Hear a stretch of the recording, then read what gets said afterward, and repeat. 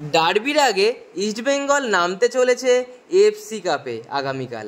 ইস্টবেঙ্গল কোচের কাছে এটা প্রতিশোধের ম্যাচ।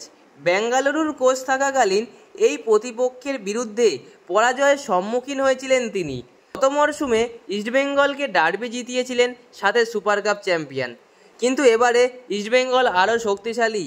গোল্ডেন বুট জয়ী কেরালা স্ট্রাইকার দিমির পাশাপাশি ইস্টবেঙ্গলে সই করিয়েছেন সর্বোচ্চ অ্যাসিস্টের মালিক মাধি তালালকেও। এই মরশুমের শুরুতে চোট সমস্যায় থাকলেও ফিরছেন নন্দা কুমার। উইং আক্রমণের বৈচিত্র্য এনেছেন মাধি তালালের অন্তর্ভুক্তি। গত মরশুমের গোটা মাঝমাঠে সৌভিক ব্লকার ভূমিকায় থাকলেও এই মরশুমে জ্যাকসন ভরসা যোগাবে। গরম টানাটানির পর অবশেষে আনোয়ার সই করলেও খেলতে পারবে না হিয়াজির পাশে। ভরসা সেই নুঙ্গাই। ভিসার সমস্যায় এখনও আসতে পারেননি হেক্টর।